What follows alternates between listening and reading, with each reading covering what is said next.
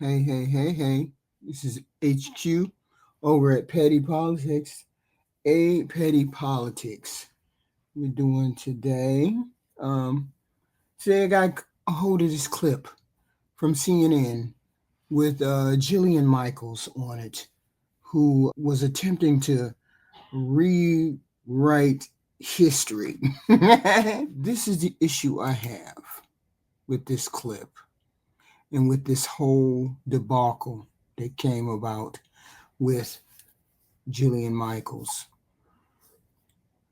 We have a president who signaled somewhere along the line that people could come out and say whatever they wanted to say, however they wanted to feel about whatever they wanted to feel. And here we have a MAGA stooge. I'm told she's a MAGA stooge. We have a MAGA stooge, Jillian Michaels, on Abby's CNN show, trying to defend whites, the oppression of black folks, and Oriental folks, and whatever type folk. She's trying to defend the white people's role in slavery. And she'll say, no, it's not. I'm not trying to defend it. Yes, you are. You're trying. Nobody in the history of being in the White House or anyone that we know that in recent history has been able to or had the gumption or the nerve to try to whitewash or clear away history by rewriting it somehow, some way. In the clip, she mentioned, Donald Trump's not trying to whitewash. Well, we don't know what he's trying to do. He's trying to get rid of all the DEI things. He's trying to get rid of things to do with the Tuskegee Airmen, the museum, Obama's pictures, things in the White House, all of these things, DEI, Affirmative Act, all these things related to Black American history. And if you're trying to change the history in the books because they don't want to hear about the woke, because they don't want to hear about their white guilt, anything related to what their ancestors did. They don't want to hear about that. They don't want people to know. They don't want people to remember that they had people in slavery. They had people in bondage. They had slaves. And they want to erase that. They want people to say, no, we didn't do that. No, let's erase that out of the book. We don't want people to remember that. Yes, it needs to be remembered because, or else it will repeat itself. So in this clip, she's trying to make not an excuse. She's trying to say, oh, y'all can't just say as white people, you just can't, it wasn't that bad. Basically, this is what I heard. I heard her saying slavery wasn't all that bad. It's only X, Y, and Z. And I fear that that is the same sentiment that's being portrayed around this country right now since Donald Trump came in office. Oh, slavery wasn't that bad. Y'all need to get over it. Y'all need to get past that. Presidents are involved in the selection process for the honorees. But when I say I don't think about politics when I think of the Kennedy Center honors, it's because usually when the honorees are announced, you don't see the president doing a press conference at the Kennedy Center. He's not on the stage hosting the thing. He's sitting in a box and he's waving and laughing and clapping. And George Bush did it. Donald Trump did not do it. Barack Obama did it. Joe Biden did it. Presidents have done it and it has come and gone, and people don't think of this as a political thing. They think of this as a celebration of American art. But there are people in there that can't stand him and reject his endorsement. It's not partisan at all, actually. I mean, you said yourself, you've got country singers and Gloria Gaynor, who's associated with the gay community. I mean, there's absolutely... We don't know what Gloria Gaynor's politics are, just to okay, be but super the clear. Rolling Stones hate him. Elton about John hates him. They've come out and said, we hate him. We reject his endorsement. In this case, I don't know the politics of all of them. Stallone, I think, has been a Republican and a supporter. He's a strong but Gene Simmons of KISS has been highly critical of Donald Trump. Exactly my point. Many are. I seem to recall he was somewhat supportive of President Bush back in the day, but he's been very critical of Trump and made public statements about it. So the fact that Trump was 98% involved in choosing it, but decided to overlook Gene Simmons' critical statements, I think something to be noted. Well, he said that it was Rick and Sergio who were the people who brought him these candidates and that he reviewed them. I don't know to what extent he was intimately involved in vetting every single one. But to your point, Abby, this is not typically something where the president comes out, appoints himself, he's now been appointed the chair of the Kennedy Center. He's trying to take ownership of it. I think they're trying to rename parts of it after Melania. So he's clearly trying to take over this culturally. There's a bill in Congress to rename the center after Donald Trump himself. And Rick Grenell, Rick Grenell earlier this week, he said, let's be clear, real Donald Trump saved the Kennedy Center, a building literally falling apart. Their neglect seemed criminal. Donald J. Trump absolutely saved the Kennedy Center from being demolished. Quite the opposite. Well, he's driving down revenues for the Kennedy Center. I think subscription revenues are down by 36%. Theater-specific revenues are down by more than 80%. It was one said of Oprah Winfrey that everything she touches turns into gold. The Trump effect is the opposite of the Oprah effect. He's poisoning what is an iconic and historically bipartisan institution. There is an ideological bent to how they have tried to manage this place. I mean, first of all, putting Rick Grenell in charge you couldn't be more partisan than that. And I think it will be a question of what does happen to this place. I mean, is this an attempt of Trump to kind of reshape the Kennedy Center, to strip the Kennedy legacy from the place? He jokingly, I assume, referred to it as the Trump Kennedy Center in one of his social media posts this week. Well, I don't think it was a joke because there is a bill in Congress to change it to the Trump Center. So I don't think he was, first of all, I don't think Donald Trump jokes. I think Donald Trump signals what he's going to do. It's also part of a larger thing here. He's trying to change culture generally. He's gone into the Smithsonian and he's effectively now has some random person deciding what is appropriate for the Smithsonian to teach in terms of American history, things that don't offend parts of the MAGA base, right? So we're now literally reviewing parts of American history and parts of American culture to make sure it comports with Dear Leader and what the MAGA Can we address wants. some of those things that are in there? Because have you looked at some of the things that are being reviewed? Slavery was a bad thing that was to talk about. Okay. Like, He's not whitewashing slavery. So he's not? He's not. No, Okay. he's not. And slavery to just one race, which is pretty much what every single exhibit does. But let's talk about the fact that when you look United States. let's talk about the fact. I mean, slavery in America was. Do you realize that only less than 2% of white Americans owned slaves? But it was a system of white supremacy. You realize that slavery is thousands of years old? White people were Do you know the slave who owners. was the first race to I didn't try realize to this was end controversial. slavery? Wait a second. Well, what's controversial? I'm very This surprised is that an you're trying to extraordinary litigate. exercise in historical revisionism. I'm really Historical surprised. revisionism. Do you realize that? Jillian, I'm surprised that you're trying to litigate who was the beneficiary of slavery and I'm who not. was not. What I'm trying to tell you in is the that context of American history, okay. in the context of American history, what are you saying is incorrect by What I'm saying saying that is you it was white cannot- people oppressing black people? every single thing is like, oh, no, this is all because white people bad. And that's just not the truth. Like, for example, every single exhibit, I have a list of every single one. Like, people migrated from Cuba because white people bad. Not because of past. Yes, no, it's in there. That's what I'm saying. You don't actually know what's in there. Do you know that when you walk in the front door, what exactly, the first thing you see is the gay Jillian, flag? you have a lot of stuff in front Yeah, of I you. do, What because I don't, exactly because here's the are thing. you talking about? Okay, I'll give you an example. Yeah, please. There's one called Change Your Game, right? This has been an installation there. Is gender testing fair in sports? Does that, and then it goes on to talk about how it's complex to do gender testing in sports. It's not complex, it's basic science. That's untrue. It's XX chromosome, XY chromosome. That's sports. Is it fair to have biological men competing against biological women in sports? No, but why is this in the Smithsonian? So it's been completely captured. First of all, I don't. And think it's totally partisan. We don't. First of all, we don't have time to litigate Of all of course this. we don't, because then you're going to lose the argument. If everything is racialized, just like you're trying to do to me now.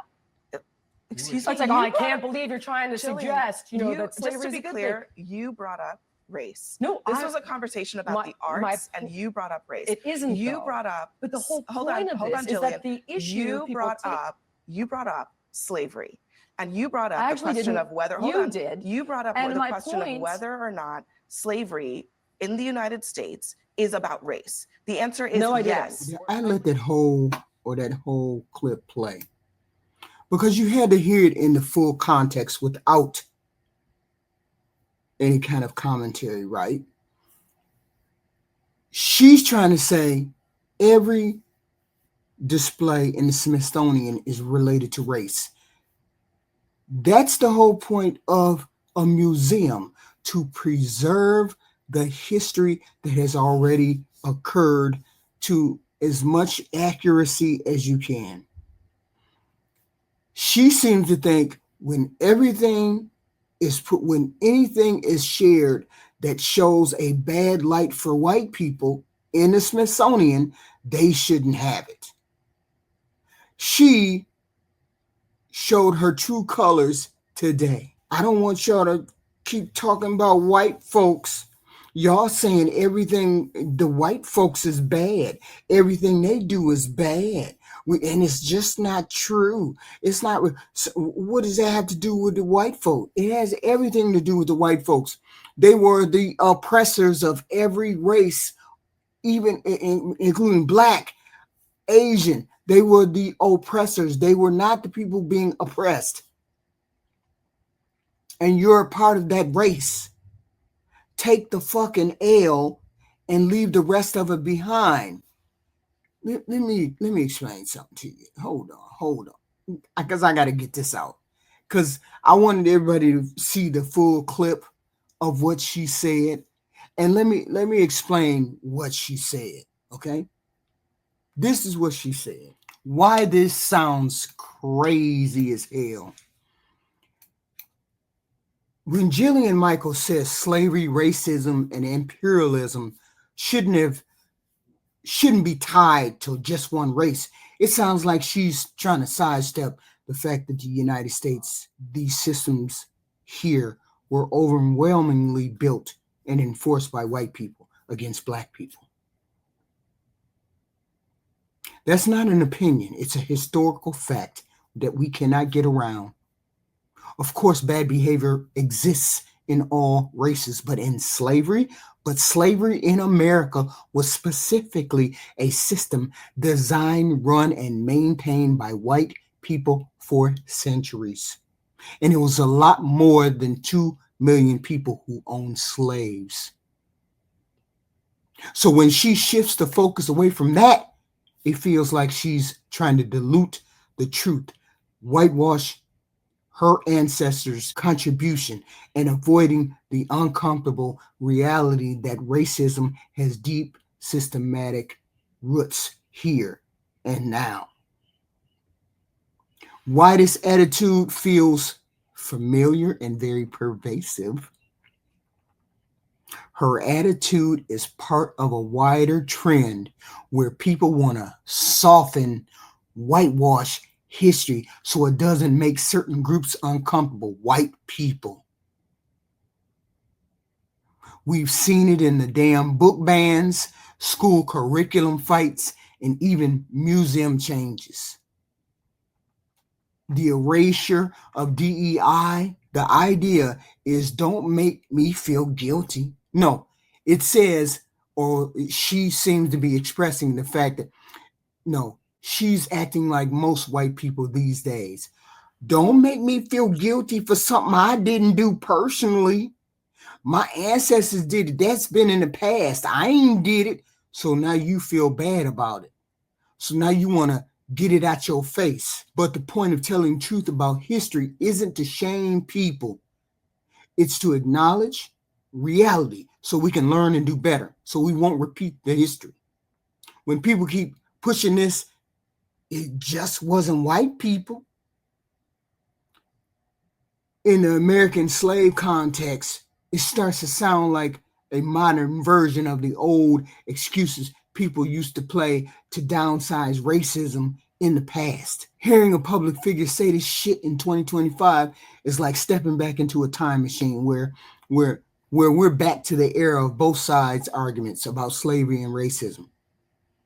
It's the same damn energy as people saying Civil War was about states' rights without mentioning slavery.